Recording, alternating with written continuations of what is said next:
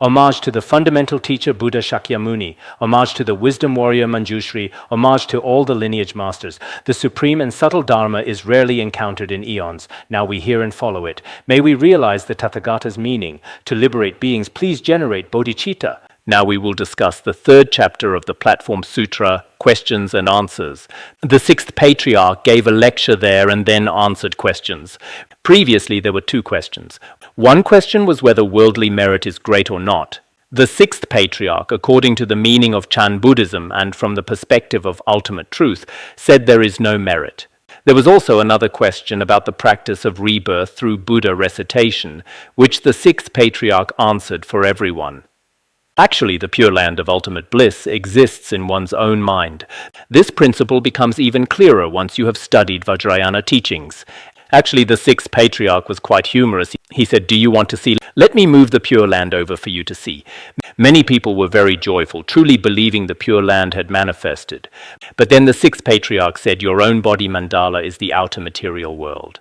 Our consciousness, the 8 consciousnesses, are Amitabha Buddha with all his retinue and principal deity.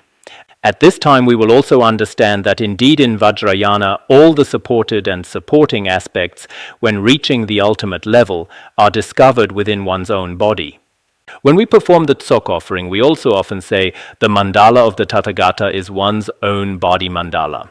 Actually, our body fully possesses all the pure lands of the 5 Dhyani Buddhas. At the same time, our aggregate of consciousness is also inseparable from the 5 Buddhas. Therefore, when we attain Buddhahood, Longchenpa's Treasury of the Dharmadhatu also explains it this way. Any yogi in any place, when they realize enlightenment, the Pure Land manifests in their present moment. There is no separate, substantially existent Pure Land elsewhere. For example, if I attained Buddhahood today in Larung, or if I truly attained enlightenment, at that moment, my Pure Land would be the place where I exist.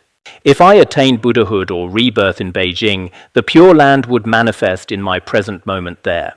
It's not necessary to walk, ride a horse, or fly to some far-off place. This point, speaking from the most ultimate perspective, is very reasonable.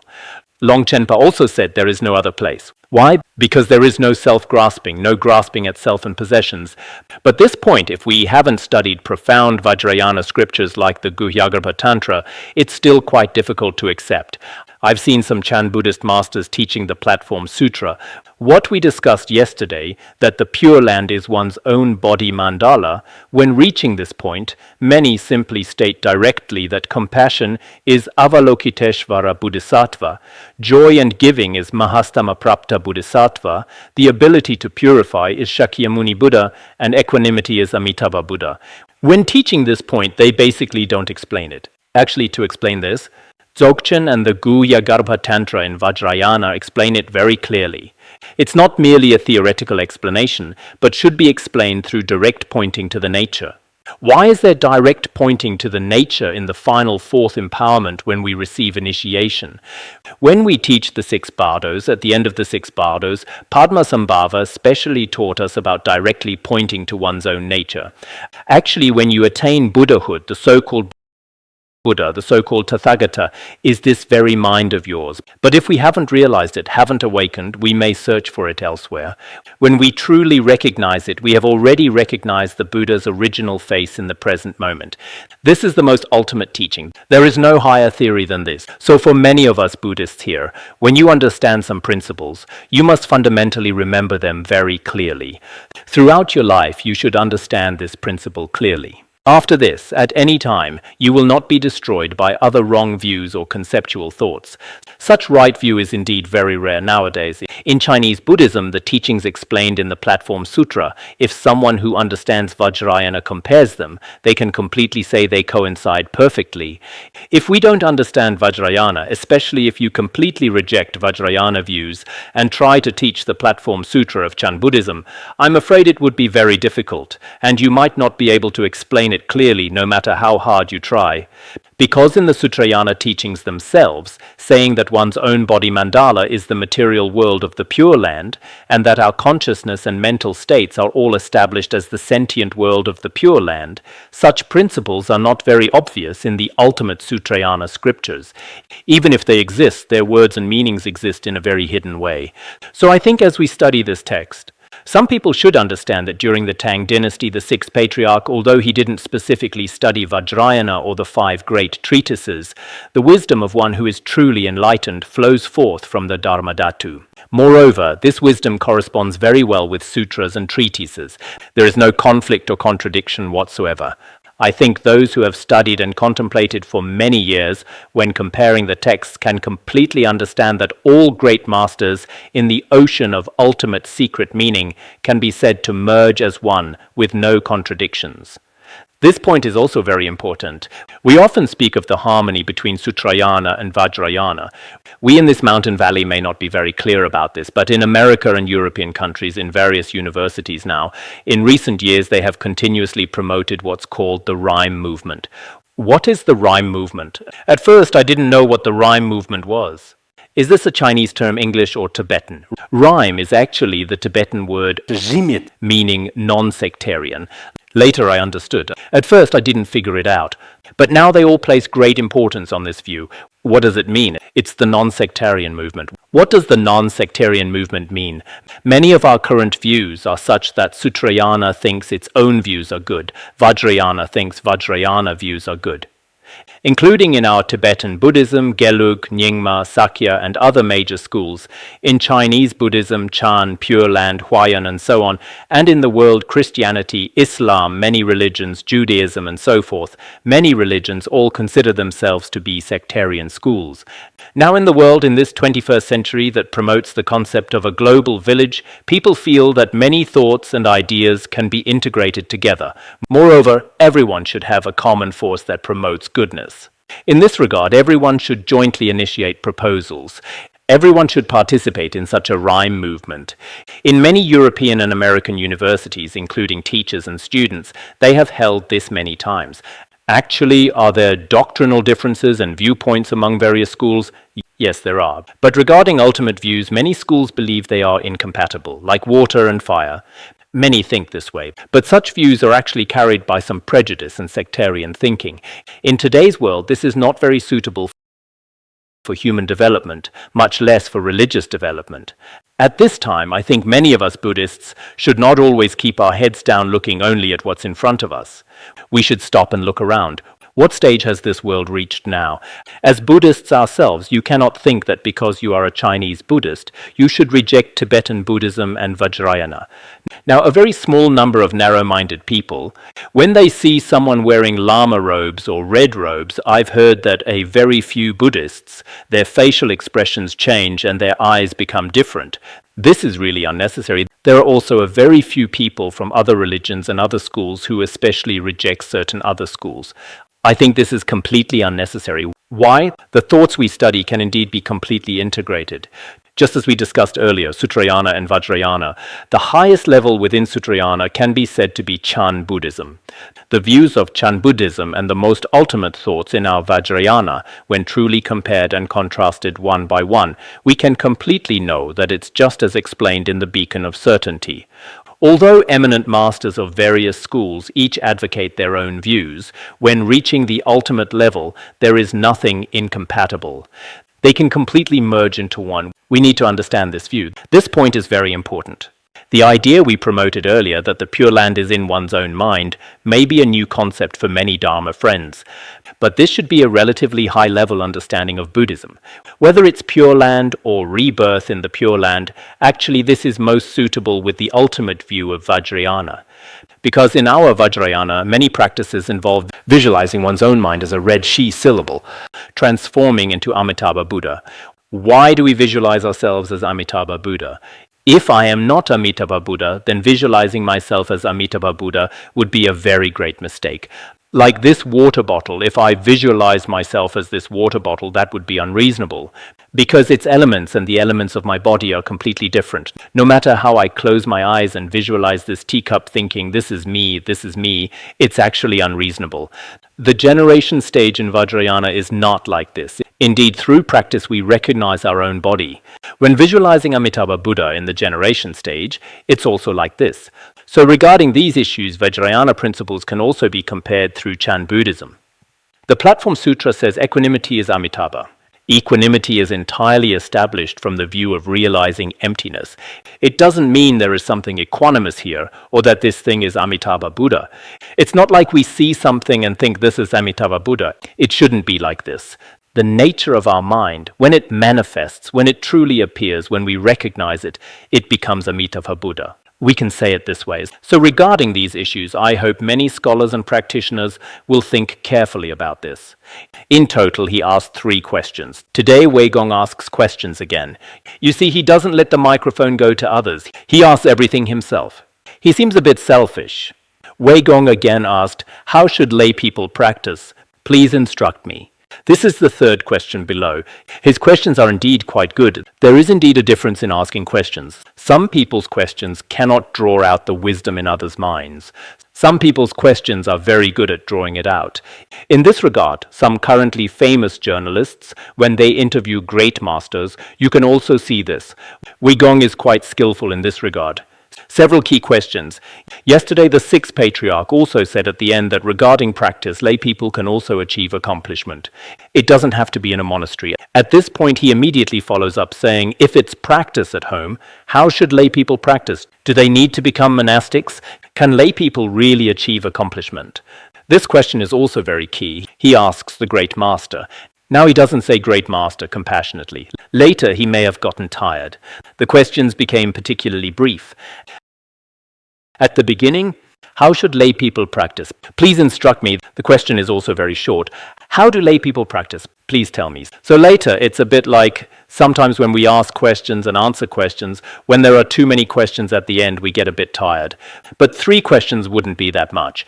However, the Sixth Patriarch answered at greater length. Not like sometimes when we answer with a very simple sentence. At this point, he says, do lay people practicing really not need to become monastics? Yesterday, I also said that generally speaking, indeed, monastics have the merit of being monastic. If the conditions for monastic practice are met, that is also very good. Please close that window over there. It's a bit cold here.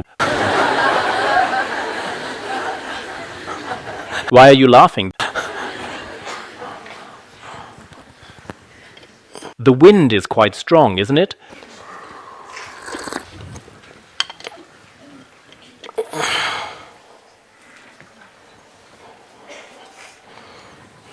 The other day I met a fellow villager. I said, are you happy recently? He said, not happy, not happy.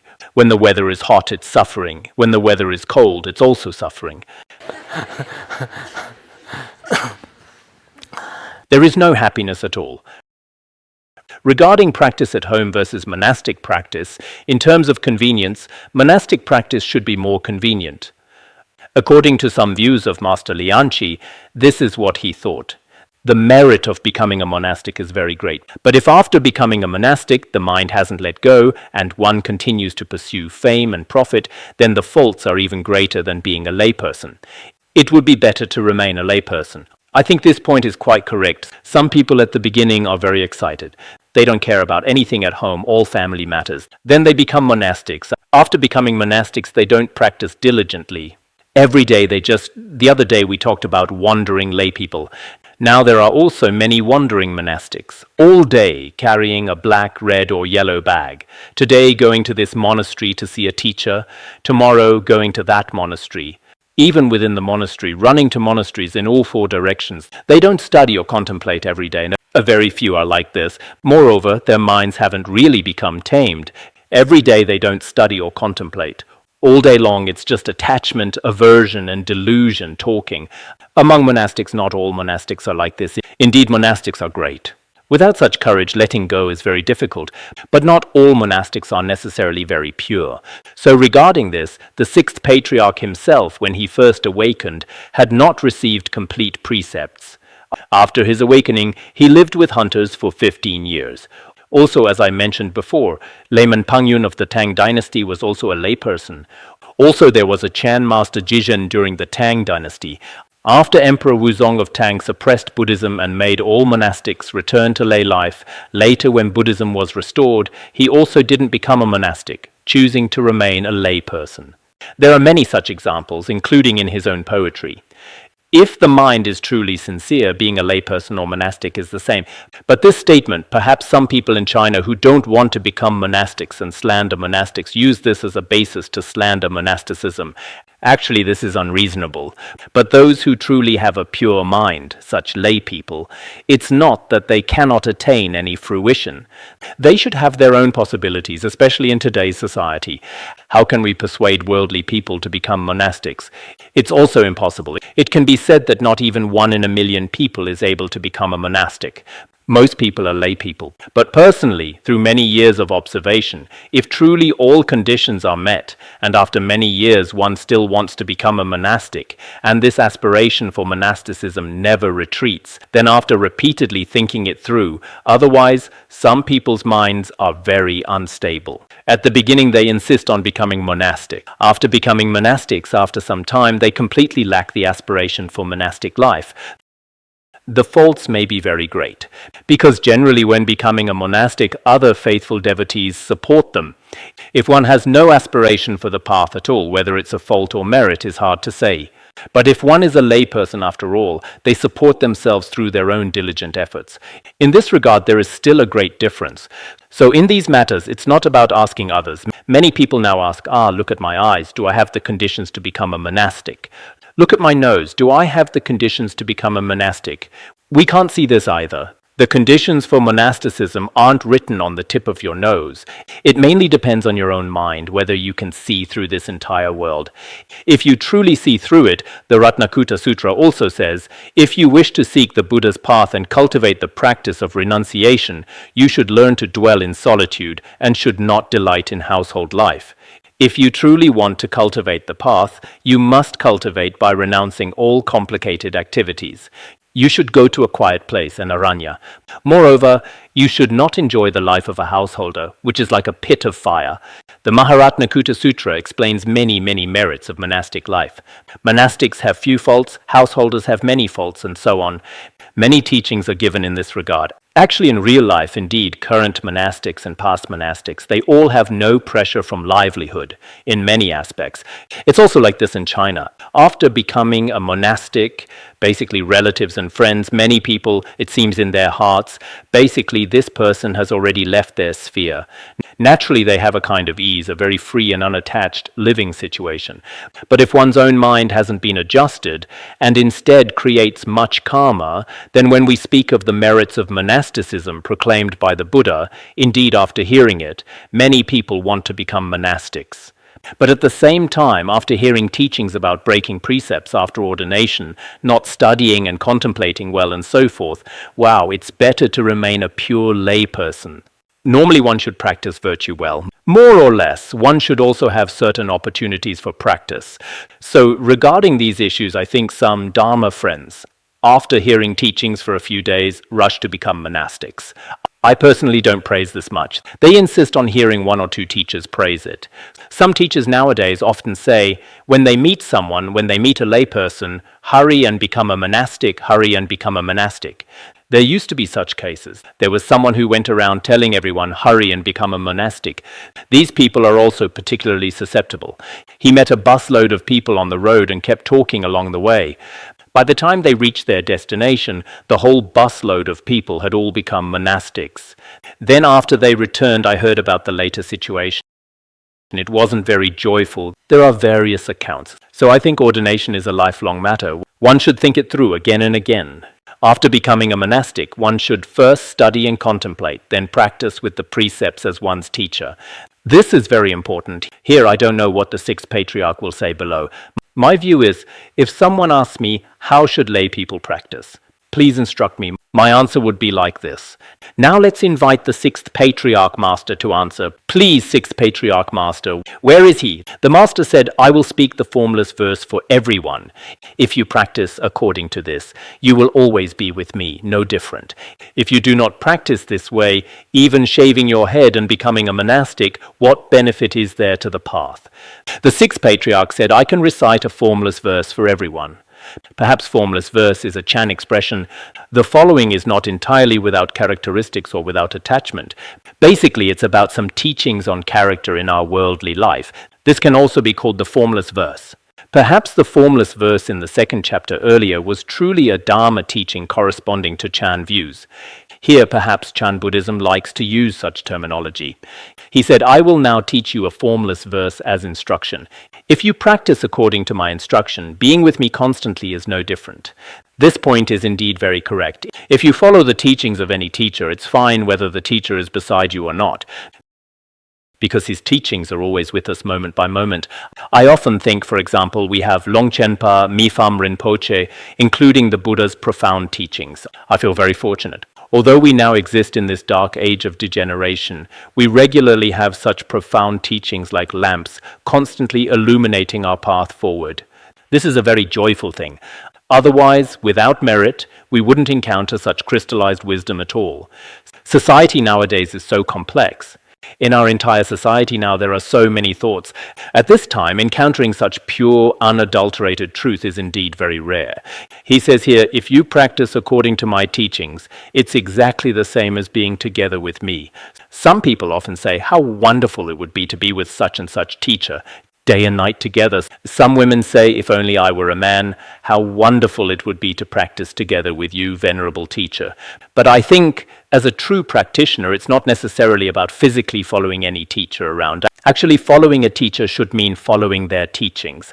This is very important. If you don't practice according to the teachings, no matter how many years you follow them, it's like in the past. The monk Sunaksatra also followed the Buddha for so many years. But what did he become in the end?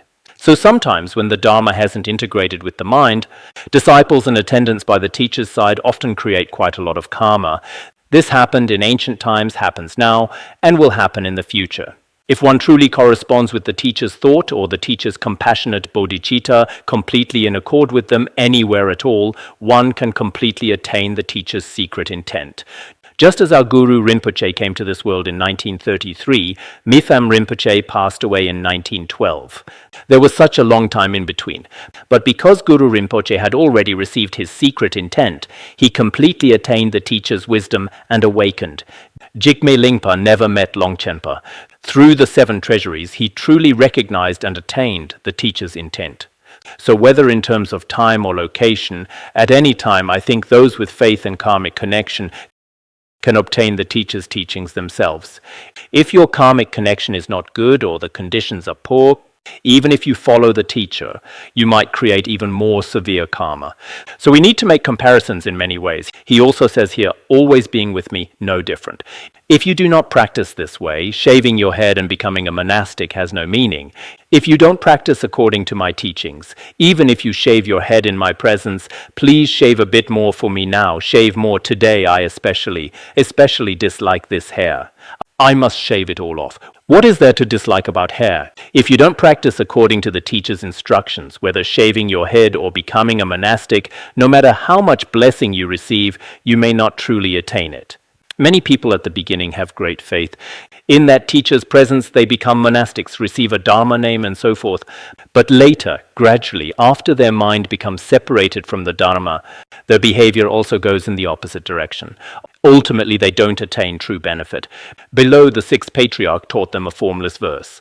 The verse says, if the mind is even, why toil to uphold precepts?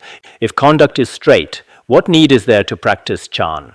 The mind should be even and straight, meaning the mind should be kind. If the mind is not kind, what meaning is there in upholding monastic precepts? There is no meaning. If the mind is filled with greed, hatred, delusion, and pride all day long, not right at all, for example, killing, stealing, whatever evil deeds, and some even more frightening things, in history, some indeed in monastic identity destroyed Buddhism, destroyed themselves, destroyed the Sangha around them. The history left behind is particularly terrifying and frightful. So if the mind is not good, what use is upholding precepts? There is no use. If the mind is good, one's conduct will certainly be straight. For example, if my mind is completely in a state of goodness, then all my physical and verbal actions will not create evil karma and will be tamed. In that case, what use is meditation? There's no need to practice Chan. The meaning is that as a layperson with a good mind, even if you don't have many precepts, just taking lay Buddhist precepts is fine. You don't necessarily need to take monastic precepts.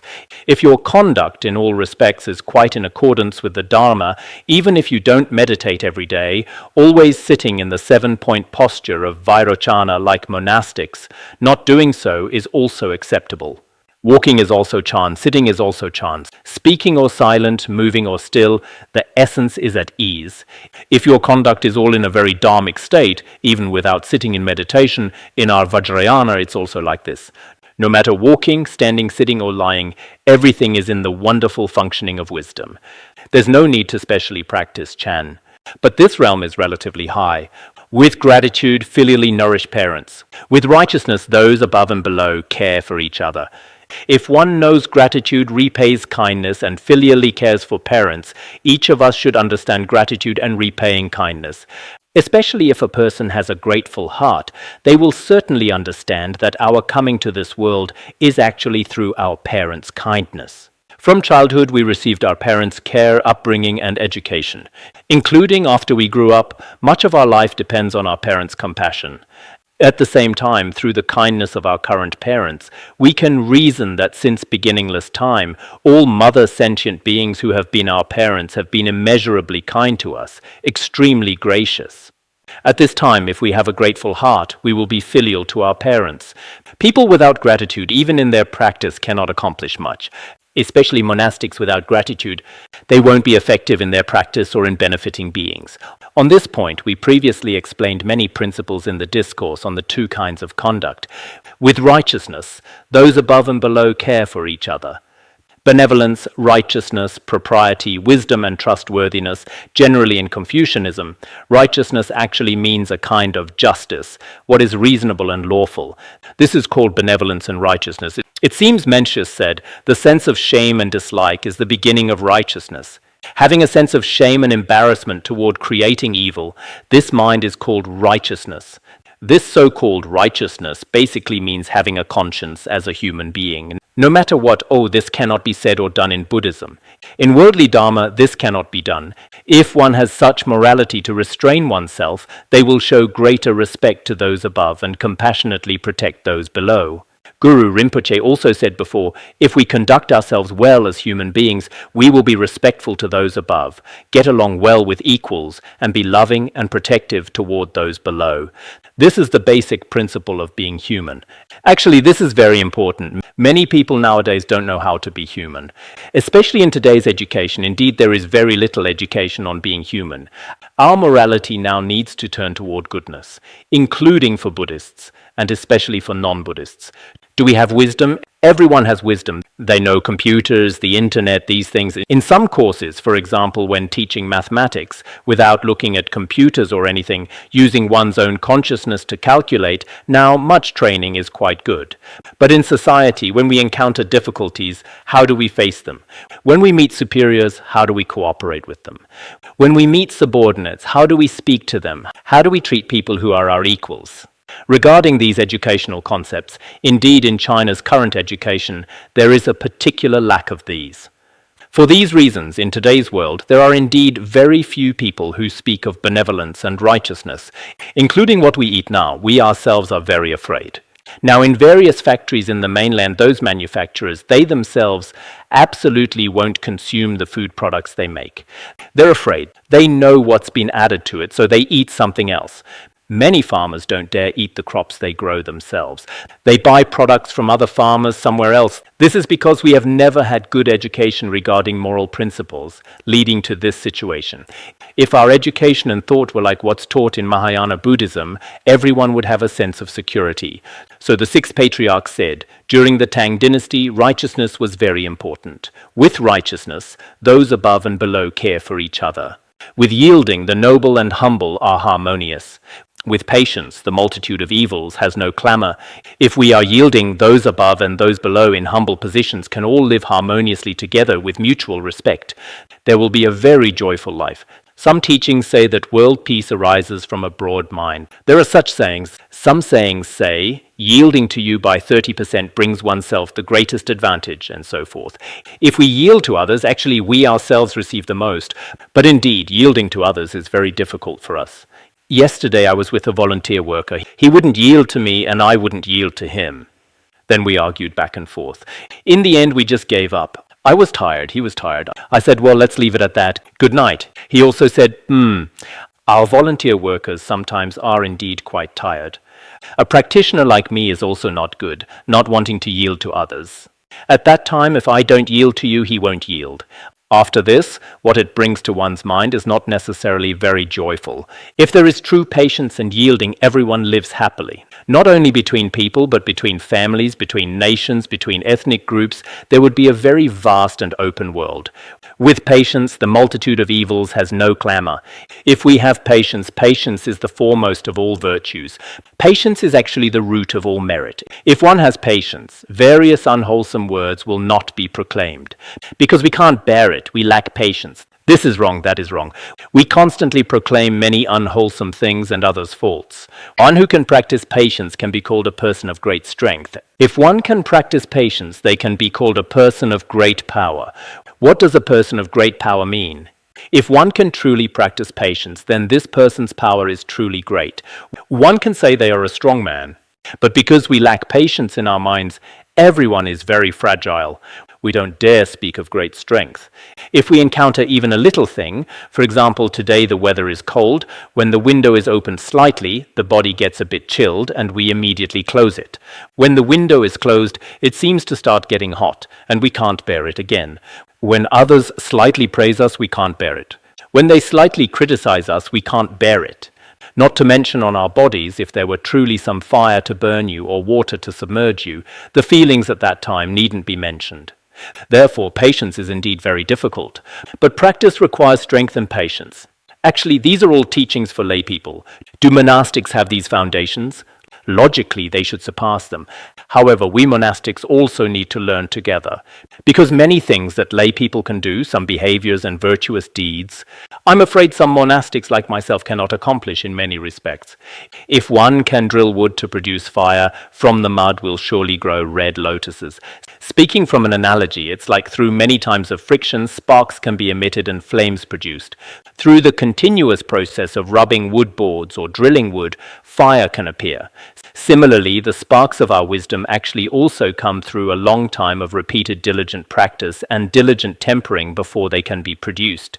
Therefore, many Dharma friends should not think that after ordination I should be very happy, or after studying Buddhism I'll be very happy. It seems after studying and contemplating for 2 days they give up. So studying Buddhism is so difficult. It's exactly the same as worldly schools. If we continue studying like this, many of us at the beginning, including now in our study groups, some people who initially enrolled came with great aspirations. I want to enroll. After coming and attending one class, how many more classes do I have to attend? I have to keep attending classes like this? This is too tiring. I won't study anymore. They thought that after coming there would be no need to study. All at once, everything would be clearly apparent. They thought this way. In this regard, they truly don't understand the truth. Any truth, the most precious truth in the world, if you want to attain it, it can only be attained through a certain amount of effort and dedication. I once had a relative. When I was always reading books, he would often say, you've been reading constantly since you were little. You're really so pitiful. In my eyes, you're the most pitiful. I said, why? Because in my memory, when you were little, you read every day under an oil lamp. And now you're still reading books. When I first became a monastic at the institute, he once came to see me. At that time, I lived in a turf house that I mentioned last night. The turf house was very small. He slept beside me. I was on this side. I continuously read under a kerosene lamp at night. He couldn't sleep. He was particularly annoyed with me. Around midnight, he came over again to look. You're still not sleeping? I kept reciting over there. In the morning, around 5 or 6 o'clock, I lit the lamp again. He was particularly annoyed with me. Because at that time the conditions weren't there either. I also felt it was very inconvenient with him sleeping beside me. But there was no other way. So I think many people who don't understand Buddhism think that studying Buddhism is all very simple, that one suddenly awakens. They think themselves, but the Sixth Patriarch also practiced austerities for 8 months. For us to be even sharper than the Sixth Patriarch would be quite difficult. So everyone should still be diligent. It's indeed very important. Initial diligence, everyone has it for a day or two. Including now in the examination classes, I often see many new faces. The old faces, after one semester, another portion is gone. After another semester, oh, this group has left too. When I see these new faces, I think these people will also disappear after another year. So sometimes in my heart, I've already become accustomed to it. This is a manifestation of lacking diligence. We ordinary people, indeed in practice and doing virtuous deeds, are all like this. If they act this way in one setting, when they go to other places, they'll also be like this. So diligence is needed. If we are truly very diligent, it's like red lotuses appearing from the mud. Lotuses come in white, red, purple, blue, all kinds. Red lotuses are very beautiful. If we truly work very hard in the mud and evil world of this degenerate age, at this time there can also appear those who are truly like lotuses, bodhisattvas, or great masters who are unstained by all the world's afflictions. Truly wise people will appear. So our Buddhist talent now actually on one hand needs systematic education. At the same time, through one's own repeated efforts over many years, it will manifest. It's not that studying for 1 or 2 years, even finishing elementary 6th grade requires time. We look at worldly studies. How many years does it take to get a doctorate? Let's think about it. In Buddhism, there are so many transcendent realms. As ordinary people, why wouldn't we need to make effort? So one needs to receive education over a long time. I think in the end, indeed, studying and not studying are different. A couple days ago, I met someone. He said in their monastery, 2 monastics had a very good relationship, but one person didn't study or contemplate and stayed at his own monastery. Originally, the one who didn't study was very intelligent. The other one who studied was rather dull, but the other one went to another Buddhist college. For about 6 years, he studied and contemplated very diligently. After he returned, the difference between the two of them was very great. In the process of many people talking, among their group of young monastic friends, normally, their value systems were completely different. The one who didn't go to study still remained foolish, not understanding anything. The one who returned from studying outside, his entire outlook changed in a short time. Everyone felt this person was remarkable. Later, what he accomplished, indeed countless people locally couldn't help but admire him. So human wisdom indeed has great differences. Many people who used to be our equals, but some people later, as explained in the discourse on the 2 kinds of conduct, like the waxing moon, increasingly advance. Some people, through their own behavior of laziness, slackness, and afflictions, increasingly decline. In the end, I originally wrote something many years ago called Journey of Study and Practice. I wrote about 3 monks. This is from the mud will surely grow red lotuses. The content is quite extensive. I specially spoke at length, fearing I wouldn't say enough. It seems there's no problem. What is bitter in the mouth is good medicine. What is contrary to the ear must be loyal words. Normally in our practice, in our life, for example when ill, the medicine prescribed by the doctor, particularly sour, salty, bitter to the mouth, on the surface seems particularly bitter, but actually is very beneficial for your illness. Some teachings from teachers and Dharma friends are particularly harsh to your ears. You don't want to hear them. Good medicine is bitter to the mouth, but benefits illness. Loyal words are contrary to the ear, but benefit conduct. Some words on the surface seem particularly disagreeable, and one absolutely doesn't want to hear them. The Venerable Atisha also said that truly the most important teachings actually strike at our vital points. This is very important, but in this degenerate age, perhaps many patients also don't like to take bitter medicine, but very sweet ones. When we were students, whenever we had a slight cold, we'd drink syrup. Even without a cold, we'd often go to the doctor to drink syrup. People don't necessarily like bitter medicine, nor do they necessarily like harsh, loyal words, but actually we need some teachings. Without teachings, ordinary people completely rely on their own conceptual thoughts to live. Sometimes our self-awareness is very poor. Some practitioners, without guidance from teachers or Dharma friends, have already left the pure Sangha and pure community. Basically, they've already lost their direction. I've discovered in our institute some Dharma teachers and tutors in the past at the time were quite good. If they had continued to stay for 10 or 8 more years, in the end their views would have been stabilized. But later they left. After leaving, indeed, not only did they not progress, but their aspiration for the path had declined. This phenomenon is very common, including people in study groups in major cities. Some of them think, It's better if I study by myself. Later, there's no object of conscience, because ordinary people's habitual tendencies are very heavy. If self-studying, including us people listening to teachings here today, I see on the internet also, there's quite a number of Dharma friends. Although their state of mind isn't very stable, sometimes many, sometimes few. I also don't know what their reasons are, but overall, in this 1 hour, if truly listening to teachings and studying together, at this time your mind will be concentrated. Without such conditions, in society completely relying on one's own strength to practice, except for a few great masters, I think it's very difficult. Correcting faults will certainly produce wisdom. Protecting shortcomings, the mind within is not virtuous. Correcting one's own faults, recognizing and discovering one's own faults, can produce wisdom. If one constantly protects one's shortcomings, people have strengths and weaknesses. If we constantly protect our weaknesses, the mind will not be upright. Such a person cannot become a virtuous person. Normally, some people love to defend their shortcomings. When others criticize them even slightly, they desperately say, "I wouldn't do this." They absolutely won't reflect on themselves. This is a great mistake. Clearly knowing that this aspect of oneself is not in accordance with Dharma, not reasonable, but not daring to admit it, not daring to face it, this is also the greatest mistake in our practice. In daily use, constantly practice benefiting others. Accomplishing the path is not through donating money. What we normally speak of as daily practice of virtue, day and night, every day one should practice some behaviors that benefit sentient beings. For lay people, this is also very important. All the more so for monastics who have generated the Mahayana bodhicitta. Yesterday at our institute, designers came from outside. Several of them weren't Buddhist students. They came to listen to teachings out of curiosity. After hearing the Abhisamayalankara, today when we were having a meeting, he said, "I now know that originally bodhicitta requires 2 conditions. First, great compassion focusing on sentient beings. Second, wisdom focusing on the fruit of Buddhahood. Originally, bodhicitta must possess the mind of benefiting others. When they spoke, it was all very good. Of course, in their minds, they may not necessarily have bodhicitta. However, sometimes after hearing one teaching, others still understand some principles. So, daily practice of benefiting others and then accomplishing the path is not through our attainment of Buddhahood, and success in practice is not through donating money.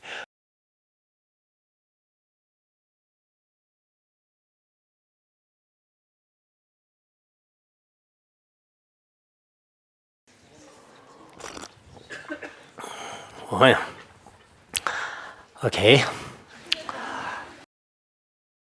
Look, during the Tang dynasty there was also this situation. Now it's even more so. Many people think that accomplishment in practice definitely requires money. After making offerings with money, it's as if they're using money as an item for trade.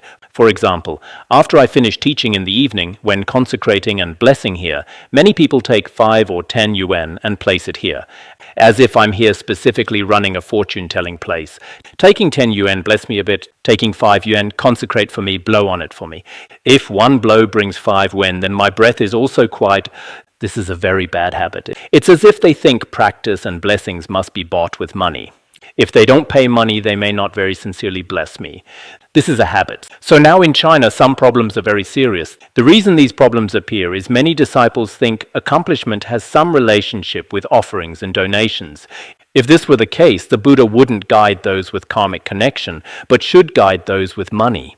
It would become a rather rare kind of behavior. So at that time during the Tang dynasty, it was also explained this way: Bodhi is only sought within the mind. Why toil to seek the mysterious outside? Bodhi is actually sought within the mind. One should observe one's own mind, recognize one's mind's true nature. After removing greed, hatred, and delusion in the present moment, it can be attained. And not through toilsomely seeking mysterious profundities outside, attaining from external substantial things. I tell you, if you practice according to this, the Western paradise is right before your eyes. If you hear these teachings of mine and practice accordingly, the Western Pure Land, Amitabha Buddha, all the supporting and supported can manifest before you in the present moment. So if lay people practice earnestly, the Pure Land won't be very far away. If you haven't done what was explained above, so-called gratitude, correcting faults, benefiting beings, If you haven't done these, though you chant Amitabha Buddha every day, but actually in your mind you constantly use hateful mind, malicious mind, just like Westerners having malicious minds, we Easterners with malicious minds going westward will also have certain difficulties. The Master again said, good friends, you must all practice according to the verse. See and grasp your self-nature and directly accomplish the Buddha path. The Sixth Patriarch said, you good friends, in summary, practice according to what I explained above. After this, attaining the true self-nature, accomplishing Buddhahood is not very difficult. Time does not wait. Everyone may now disperse. I return to Kaoshi. If any of you have doubts, come and ask me. He said, time does not wait. This can be explained in two ways. We must practice quickly. Time won't wait for people. We now should have a sense of urgency, a sense of impermanence. Quickly, everyone's practice is very important. We can say it this way. Or it means time is getting late. You can disperse, you can go back. I also plan to return to Kaoshi. If you have any questions in the future, come and ask me. I welcome you to come to Kaoshi. At that time, he had also just finished teaching. Perhaps he feared Wei Gong would ask more questions. Feeling a bit tired, he said, let's end class. That's enough, that's enough. If you have questions in the future, you can. The other day, a university teacher said, if you have any questions, I have no way to answer now. I can provide my Weibo, provide my email address. I'll provide many ways to contact me. You can come find me, no problem. That's how they speak. At that time, perhaps the Sixth Patriarch didn't have these. But he still required, if you have questions, you can come there. At that time, Prefect Wei, the officials and subordinates, and the faithful men and women at the assembly each attained awakening and believed, received, and practiced accordingly.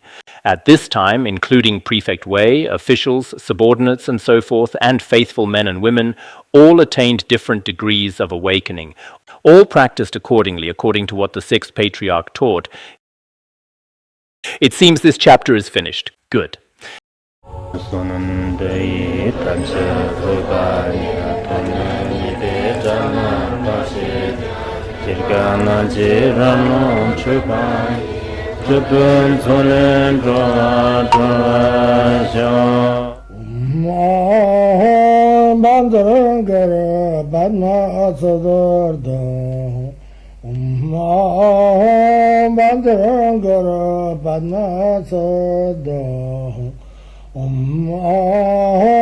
Bandara Bandma Sodargye